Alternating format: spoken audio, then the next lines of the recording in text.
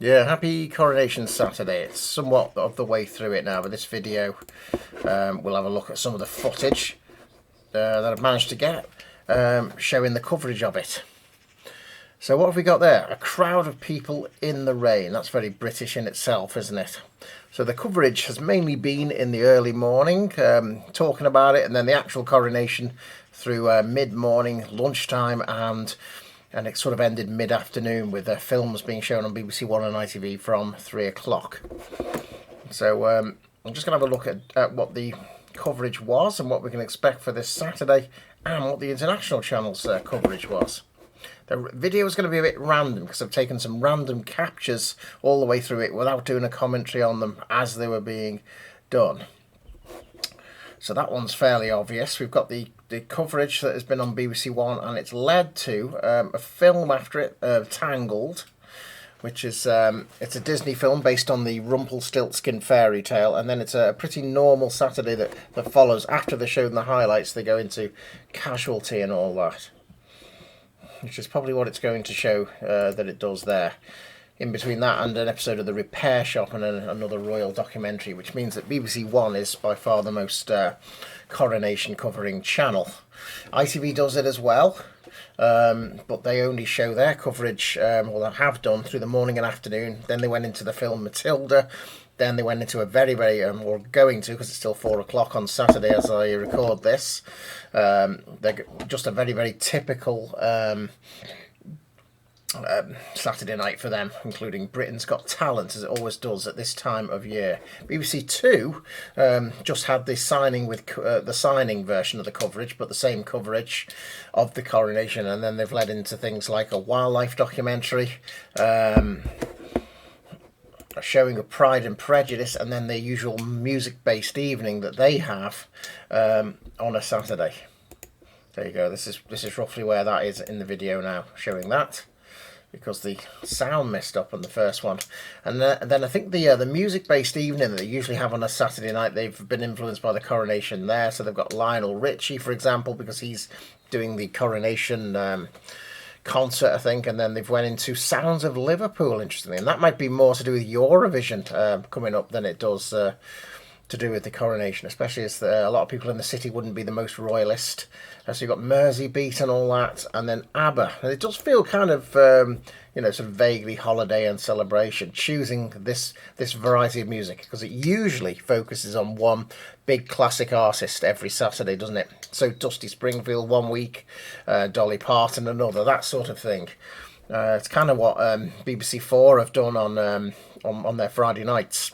It basically turns into BBC Music, and what that might be like if it were a separate linear channel by itself.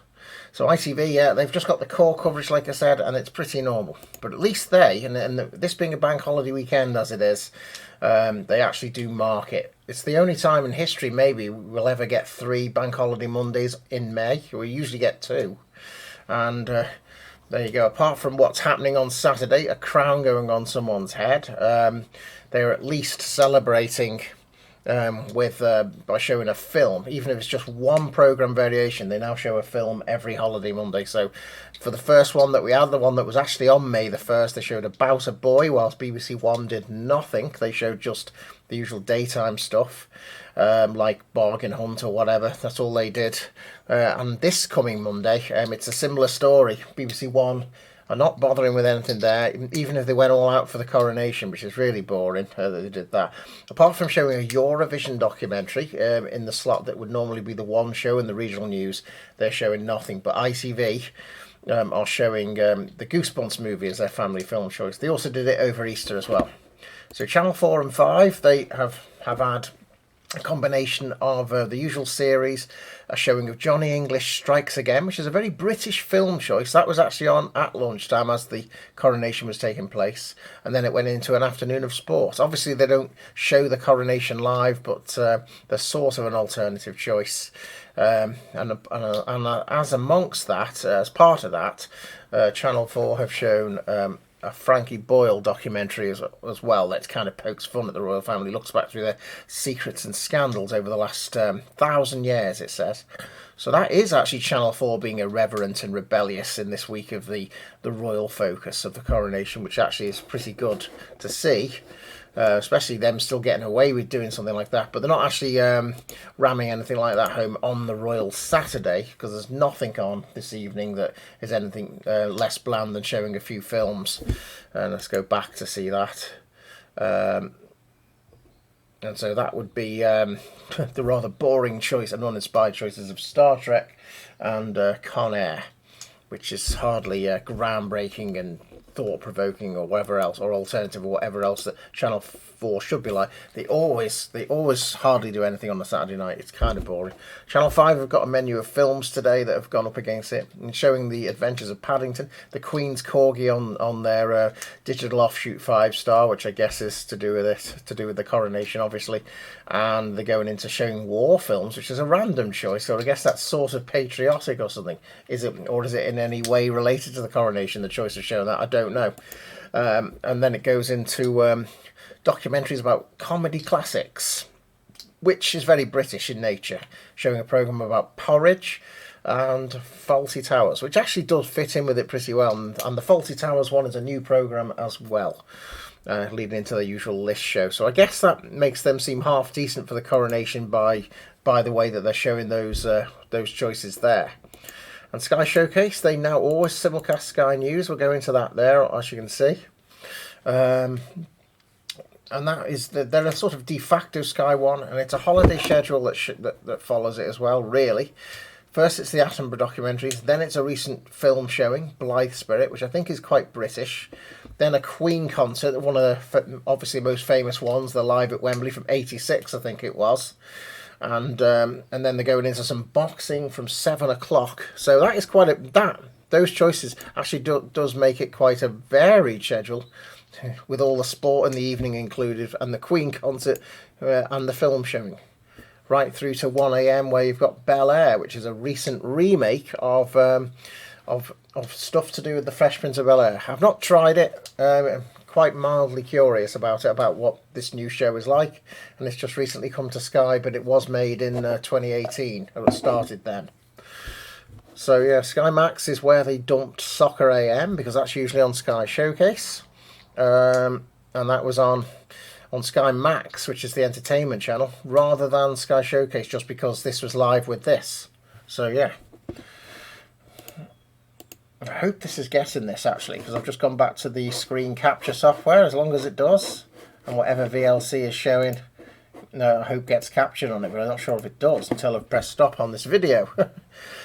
Gold is showing Only Fools and Horses, like it does every Saturday, with a Royal Flush being chosen as the obvious choice for a repeat today, leading into a block of the Royal Family. So yeah, and then the sort of more minor channels, ITV2, 3 and 4, there's nothing different about them. Nothing different really about BBC 3, who are showing the usual 2 pints stack of episodes and the EastEnders repeats, and BBC 4 as well. So really that's kind of about it for what Coronation Saturday looks like across the main channels. A lot of news channels did cover it as well, probably worthy of mentioning them, such as GB News, for example. And Talk TV. CNN showed it live, and Euronews, and now we're going to go around the world a little bit in this one, using a motorised satellite dish and IPTV. It's live on a lot of main channels of various European countries and so on. And this is Ray Uno, which is TG1 now, and that means Direct Live.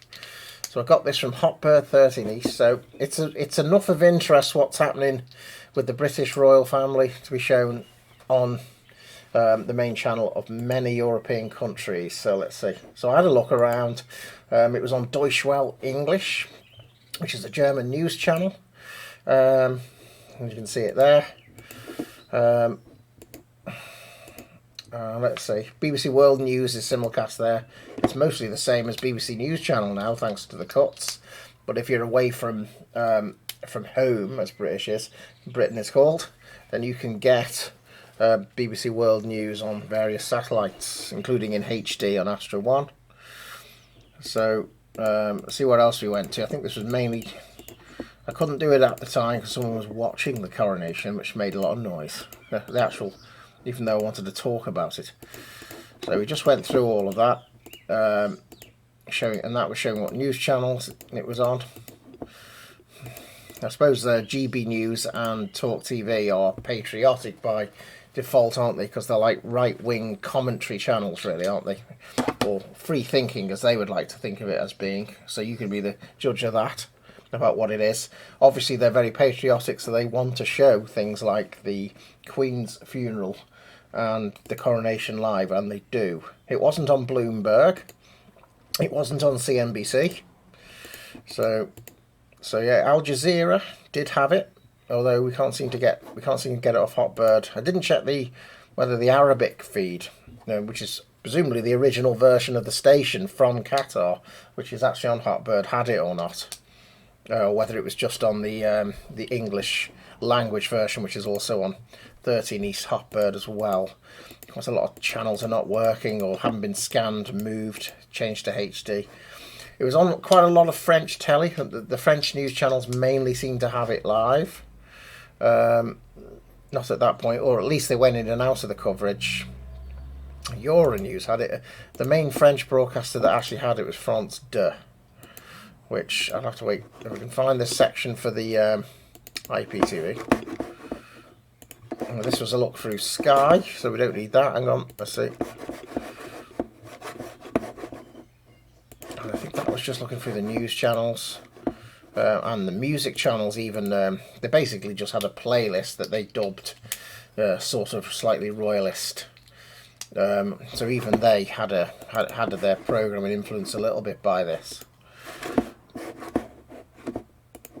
And I was also trying to get to Ukrainian telly. It seemed like the clouds were making Turkish telly unreceivable. It's been actually quite rainy and even thunder and lightning in some places. So I couldn't get TRT from 7 East for heavy cloud or whatever. And I managed to find the coronation coverage on a Ukrainian channel on 4.8 East. Just one channel I seem to find it on, which is called Channel 5. There it is. So,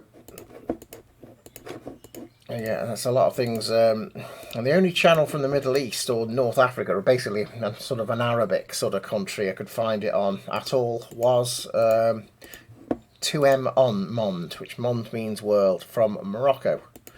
It was on many other European channels. RTP from Portugal, TVE LA1 from Spain, EPT from Greece, TVP1 from Poland, TVR1 from Romania. Unsurprisingly, it wasn't on Yemen TV. And also with the strange political sort of thing with Ireland is that they didn't show as much of the Queen's funeral as British channels, but they did have the coronation live on RTE1. Which, let's see, there's another video here somewhere that shows going through IPTV, so I'll just see if I can find that. This is the easy way to put this on video. It's not this one, it must be this last one, I don't know.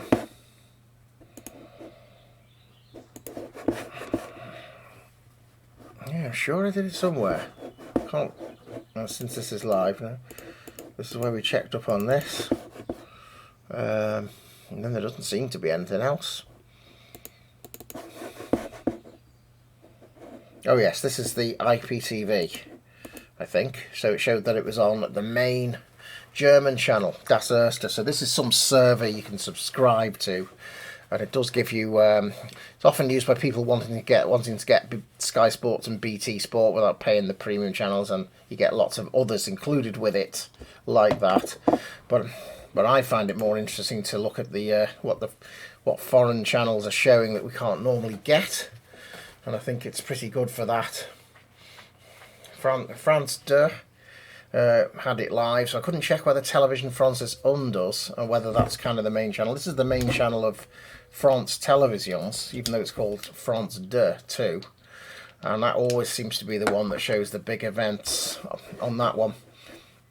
there is no source of Television France on this server. There is of its offshoot channel, Television France on series films, but not the main one.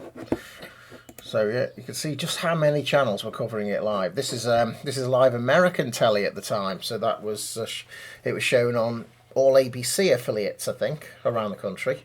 Because generally there's an interesting way that American television is arranged, which I quite like, which is that they have affiliates for each that belong to each network, and they can show some of their own spin-off programming or opt-out programming. So it's on CBS as well, and it's based in usually cities and big areas. It's kind of like how ITV used to be really arranged. Like Granada would be the ITV station of the Northwest, and it would show a lot of its own programmes, but mainly the network schedule. And with the merging of the companies, they decided on air just to have it known as ITV1. But in America, it kind of still exists. But anyway, if there were any opt-outs, you would see it here. But I think with this big event, all the affiliates of CBS, NBC and ABC were all showing the Coronation live, no matter whether they were West Coast or East Coast, where there's a 3-hour time difference between them as well. They still showed the same coverage. In LA, it would practically still be the middle of the night when this was live, for the likes of CBS 2 LA, for example. And many other countries as well. CBC Canada had it, for example. That was Polish TV, TVP. Ray from Italy again. So I think you get the idea now of just how many channels did have it.